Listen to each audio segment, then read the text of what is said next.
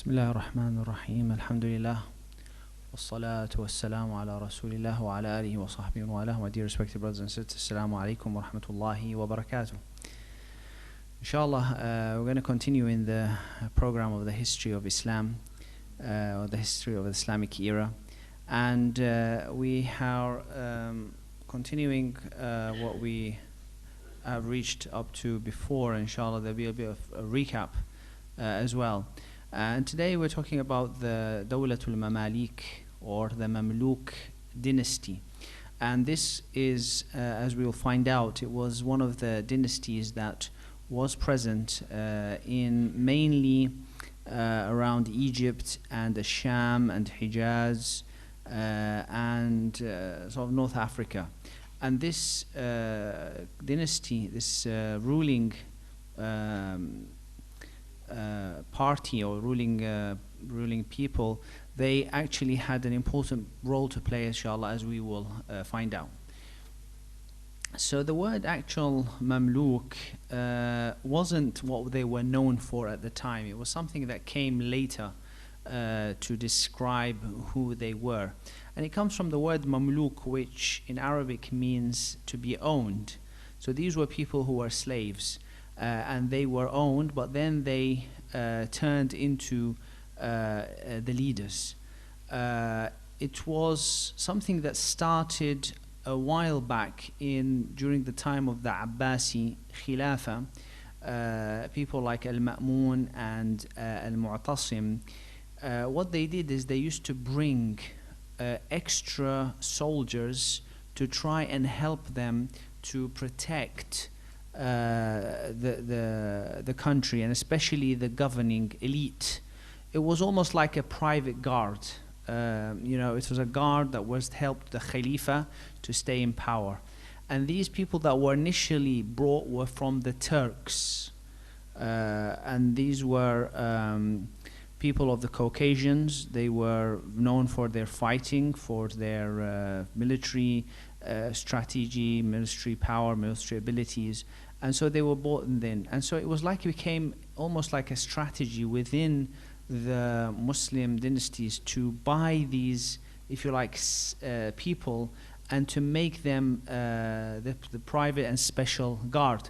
Now the same thing happened in Egypt many centuries later after Al-Mu'tasim, where they again did the same thing. And these slaves were bought, they were freed, and they were given a very thorough training. And usually it started out at a very young age. So they were interested in buying young children, if you like, giving them the education in Islam, recitation of the Quran, and then being trained in military arts and so on. And so these people became loyal to the household. So the Mamluks had formed a very important part of the state military apparatus in Syria, in Egypt, and they rise obviously to becoming a governing dynasty, as we will look out inshallah. Now in the past we spoke about Salahuddin al-Ayyubi and how he had managed to overthrow the Crusades. But not only that, we spoke about how Salahuddin managed to put an end to another important dynasty. Can anybody remember which one was? So Salahuddin, he managed to recapture Jerusalem, Al-Qudus, but he didn't fully eradicate the Crusaders. They were still around, but he also managed to put an end to the Fatimid Dynasty. We said the Fatimid Dynasty was the dynasty ruling in Egypt and North Africa, and they were of a Shia domination. Although most of the Egyptians were not Shia, but these were the people who were ruling at that time. So anyway, we mentioned that in the previous time, so we're not going to go over it again. But basically, through his interference and with his uncle, his maternal uncle, they managed to take control of Egypt and gradually give rise to the Ayyubid dynasty, which is following Salahuddin al-Ayyub. And the Ayyubid dynasty again also ruled Egypt and North Africa and down into areas of Sudan, current day Sudan, and also in Al-Hijaz and Al-Sham and Yemen and etc.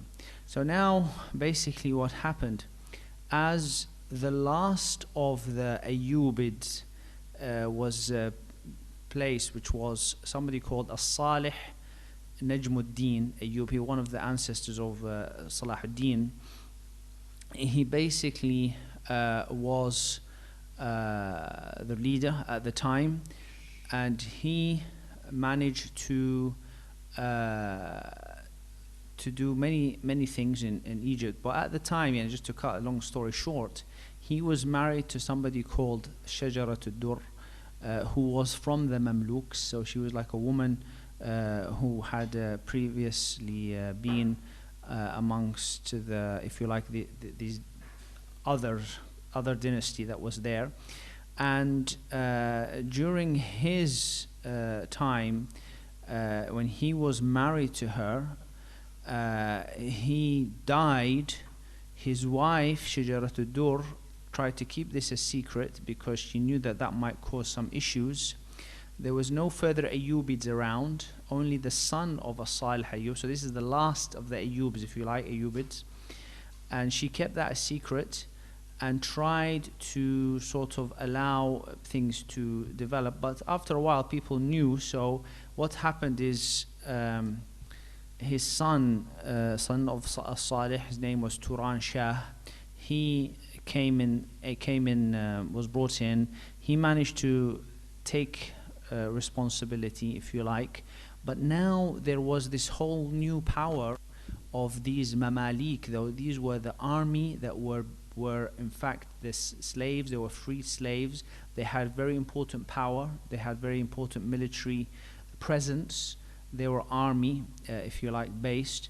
And so now they were present. So they were actually more in charge, if you like, or had more dominance than the actual Ayyubid dynasty that was governing. So when Salih died, his son was there, but he didn't get on with these Mamalik. There was a lot of tension starting, and so it ended up with him being assassinated, and the Mamluk soldiers took if you like, charge of the country. Now Shajaratul Dur was the wife of As-Salih, so if you like, she was like the default person to be in charge. And when she took charge, she was, if you like, now a little bit of an issue, because now there's a woman here in charge of the country. The Abbasid Khilafah was still present in Baghdad. They sort of like weren't happy that this is a woman who was in charge, and even the Khalifa, he sent a letter to them saying to them that, look, if you don't have any men to rule, then we can send you some men. And it was almost like it became a little bit of an issue. So that caused a lot of problems. She was not accepted by her people. She was not accepted by the Ayyubids. She was not accepted by the Khalif, the Abbasid Khalif in Baghdad. And so they came to a compromise, which is that she should marry another one of these guys, Mamalik, who was called Izzuddin Aybak. And so she married him, thinking that she can still be the de facto ruler, and he will just be a face as a man there to allow her to. But obviously that didn't work out the way that she wanted. He actually resumed authority. He started to become in charge, and that angered her. As a result, she plotted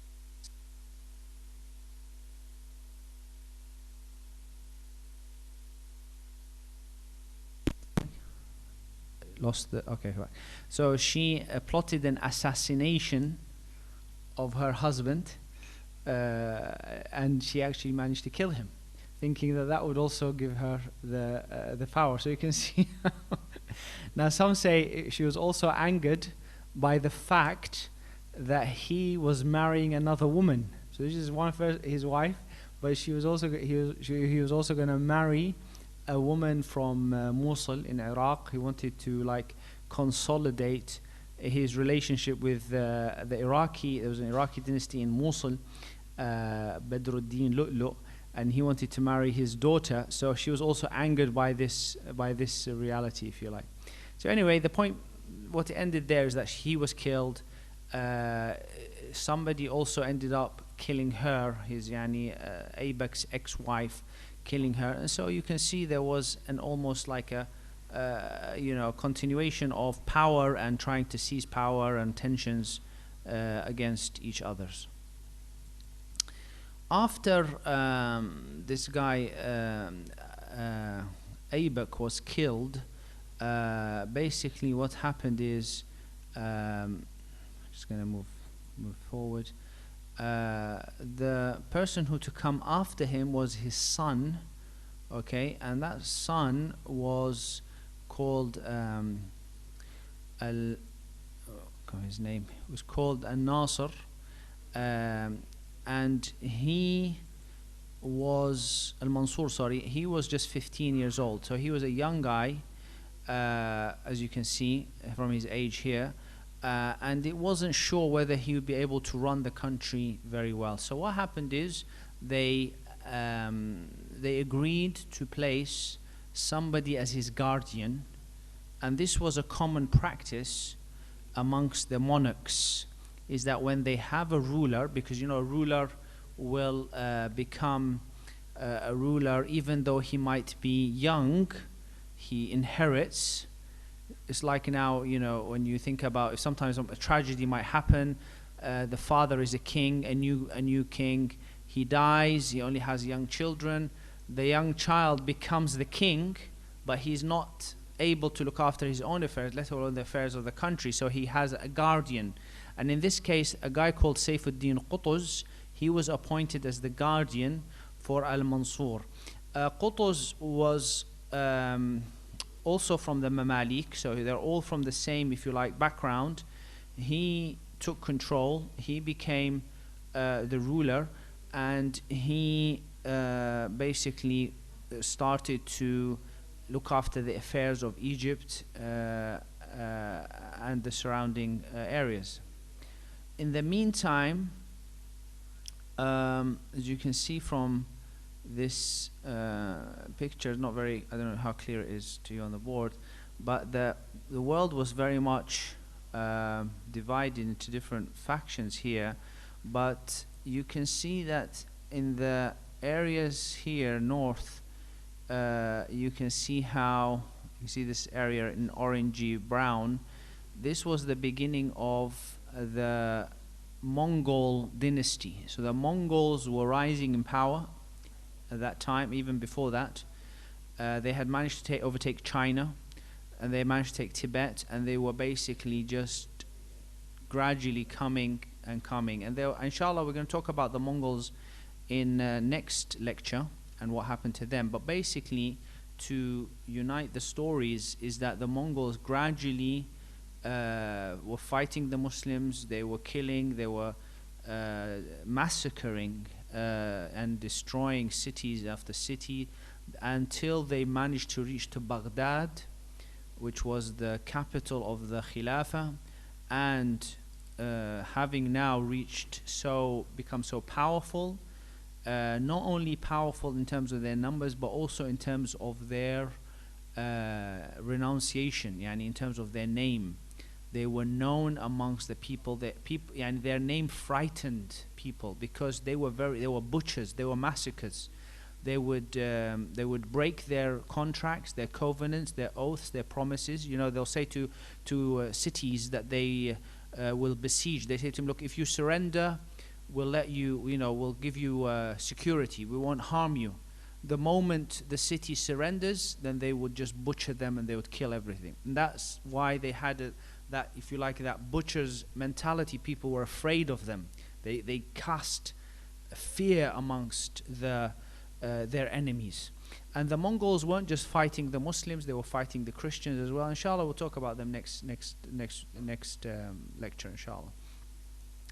However, this is probably the realization of what the Prophet ﷺ said when he said that the nations will gather unto you. تتداعى عليكم الأمم كما تداعى الأكلة إلى قصعتها. The nations will gather unto you like. So they said, O Messenger of Allah, is that because we will be few in number?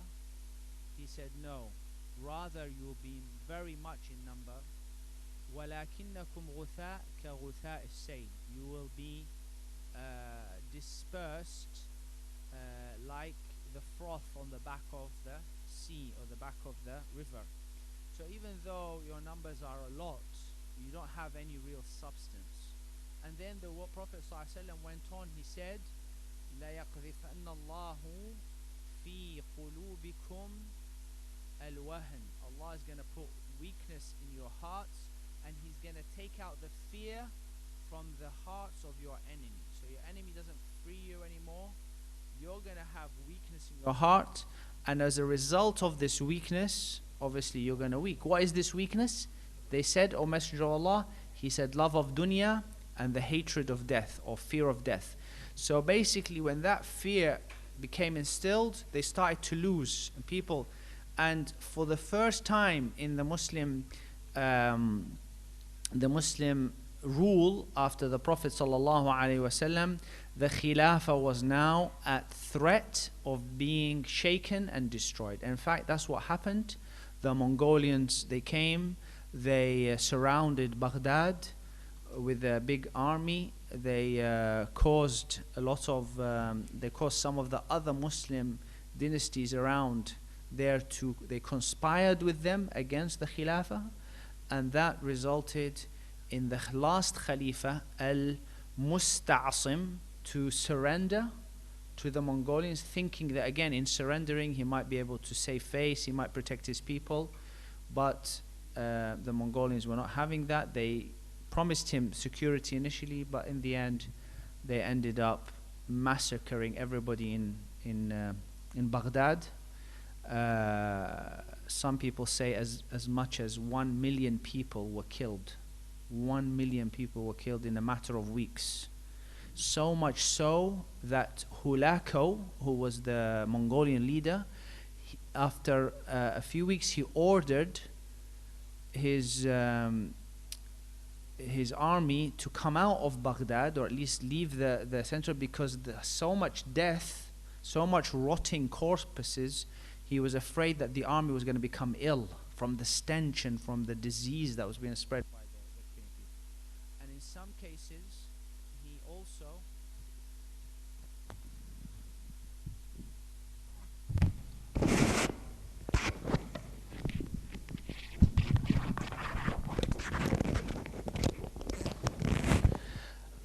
at one point he told the people in Baghdad, those people who were hiding hiding from being killed, he allowed them, he said, look, we're not going to kill you, you can come out of hiding just so that you would bury the dead. Because so many dead, obviously 1 million people, who's going to bury all these 1 million people? Just come out, we're not going to kill you, just bury those people, bury your family and relatives. So it was a big massacre. Not only was it a massacre for people, but they destroyed all the knowledge. Baghdad was a minaret for knowledge, lots of books, lots of information, lots of collations of hadith, sciences in all aspects.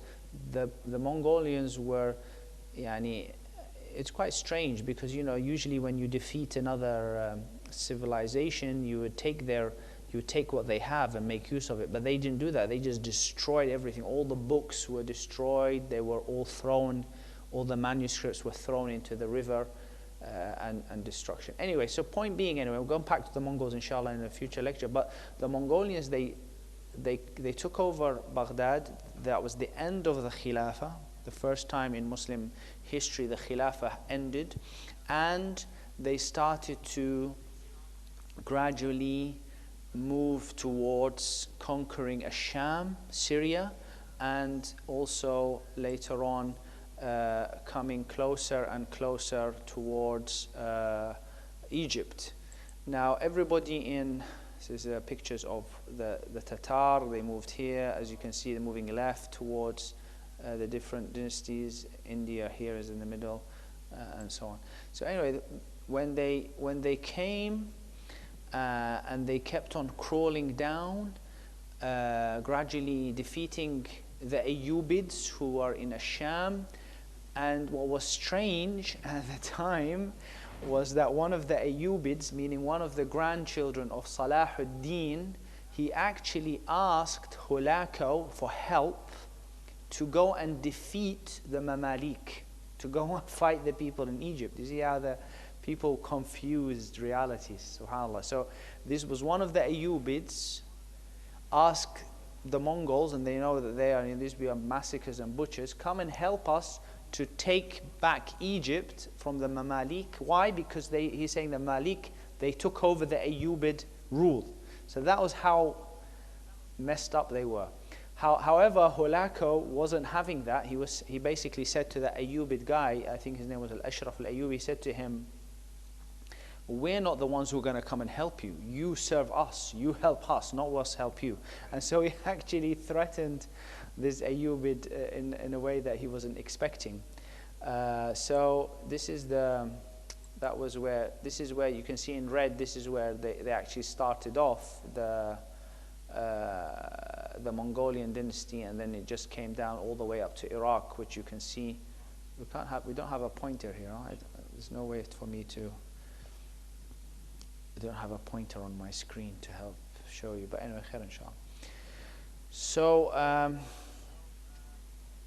then the Mongols sent a letter to Sayfuddin Qutuz, who was in Egypt. He was the Mamluk, remember? He is the one who was the guardian of the rule, but now he is the ruler.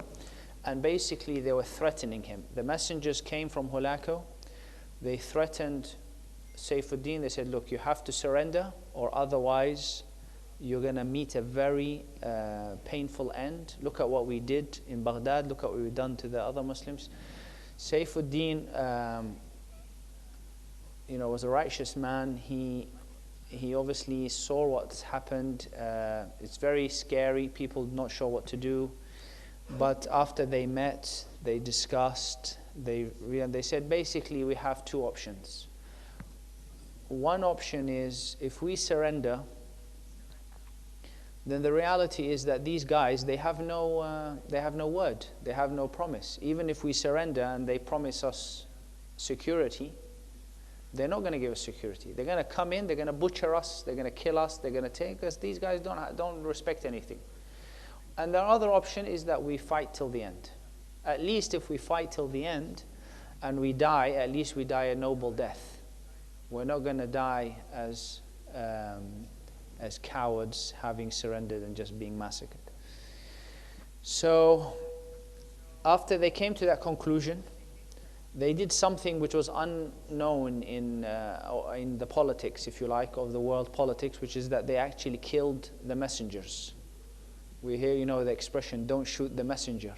When somebody's an ambassador, somebody's a messenger, you have to be respected. Even Islamically, you shouldn't be killing any of the messengers, because messengers come to deliver a message, that's it. Even though he might be an army soldier or whatever, you don't kill. But they, out of their anger and to show Hulako that they were not backing down, and also to give a message to his people, Sayfuddin, that we're not going to back down, he killed the messengers and executed them and cut their heads off and hanged their heads around the city of Egypt, in Qahira, to show the people that that's it, we've reached a point of no return.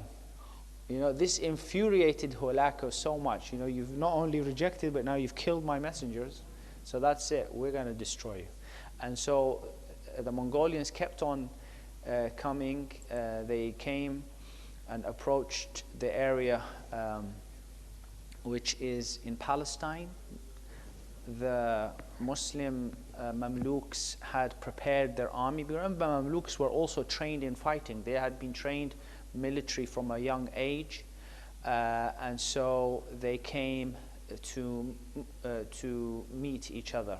So remember, this guy Sultan al-Mansur, he was just acting, so he became deposed, and now leadership of the Islamic Empire was under the Mamalik, and so they had to come and confront. Qutuz led the army, and they also did a very important strategic move, which is to make peace treaty with the Christians of Akka. The Christians of Akka were a very strong, the Crusaders. They still had areas in Palestine and Lebanon, and they still all the way up to Turkey as well, present-day Turkey. This was still ruled by the Crusades. But the Mamalik, they made a pact, a peace treaty with the Crusades. Why? Because they didn't want, now they wanted to focus on the Mongols and fighting them. They didn't want those Crusaders to come back and sort of stab them in the back. And that's when we had the battle. They met on the plain of Ain Jalut. That's the name of the plain. It's probably named like this because, can you remember who Jalut was? Does anybody remember who Jalut was? Mentioned in the Quran? Yeah? What about? Talut killed him or Dawood? Dawood killed Jalut, yeah. And Jalut was basically, if you remember, this time Dawood alayhi salam and Talut, these were the Israelites, Bani Israel. They were in Palestine, and they met Jalut, who was a non-believer, with his army, and they fought and they destroyed them.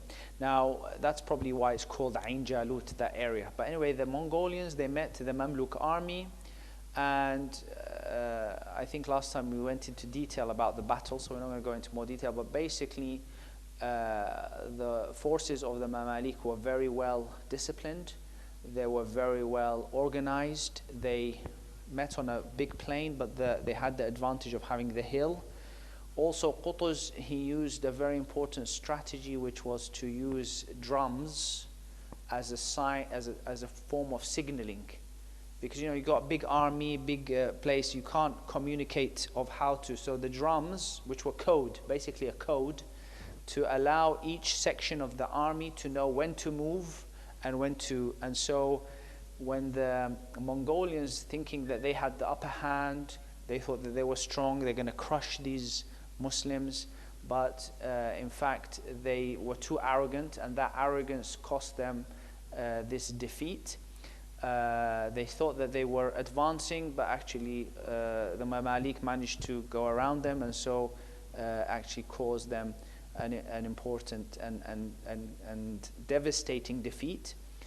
Not only this, the Mongolian army started to run away. They thought that they could escape, at least some of them would try to escape, but the Mamluk army didn't allow them just to escape. They carried on following them into an area called Bisan, and they carried on following until they managed to execute and kill all the Mongolian army. This was obviously not the whole Mongolian army, because they were still all separate, but this was the big Mongolian army that had come with its big knights and their advanced soldiers and etc. to try and end and further go into Egypt. So this was a big blow to the Mongolians at that time. This was the first defeat that they had faced by any of the powers ever since they had risen.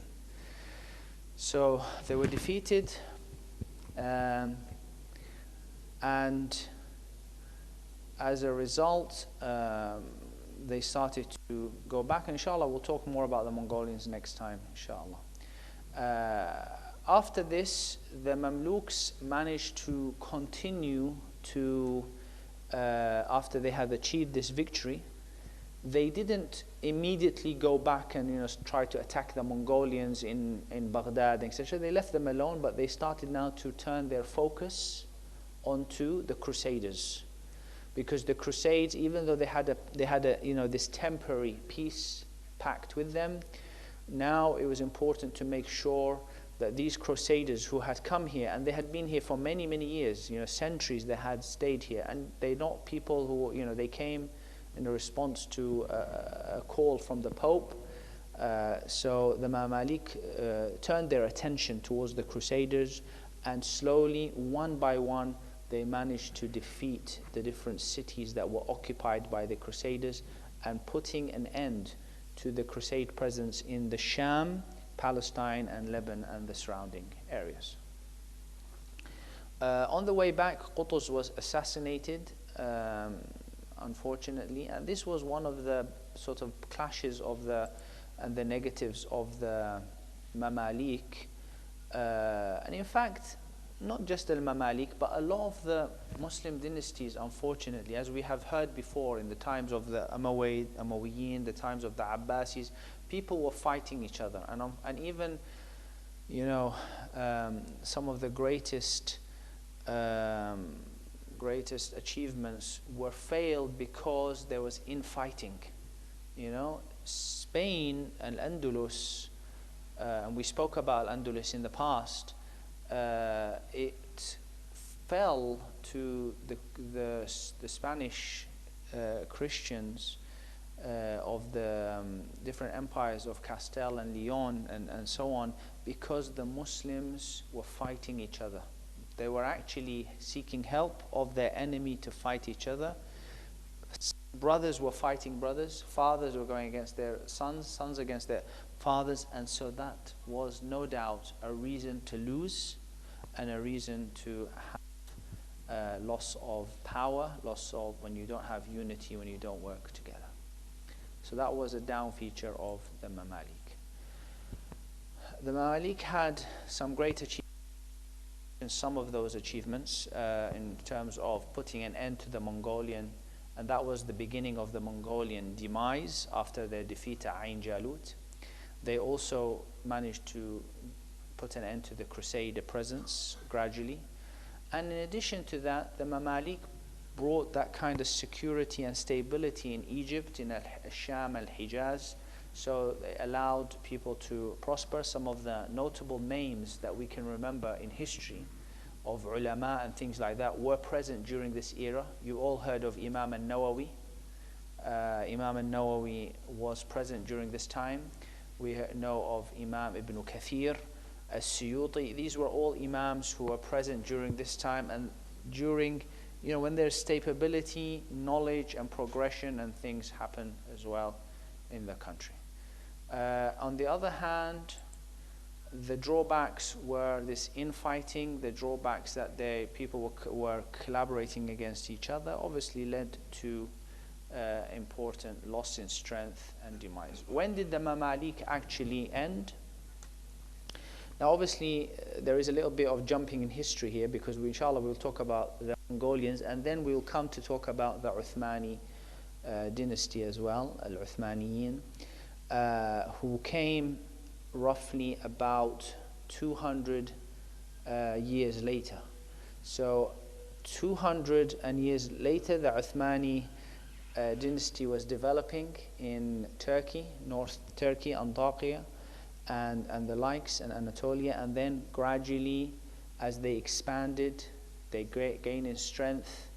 Now the Uthmanis had to clash as well with the Mamalik, and in 1517 there's a famous battle, Al-Ruwaydiyah, in which the Uthmanis put an end to the Mamalik rule of Egypt, and that's when the Uthmanis took over Egypt. They took over Al-Hijaz, they took over the rest of the areas that were ruled by Al-Mamalik. So Al-Mamalik lasted for around 2.5 centuries.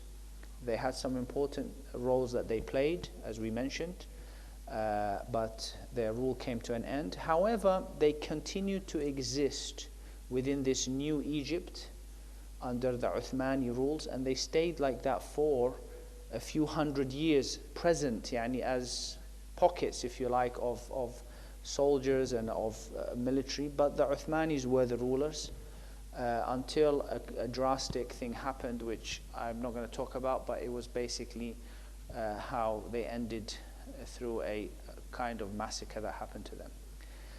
So this was the Mamalik, as you can see, how they started, and also how their achievements and how they ended towards the end, with having to come part of the Uthmani dynasty that went on to achieve so much in the Muslim world. And inshallah, we'll talk about the Uthmaniyin in due course, inshallah.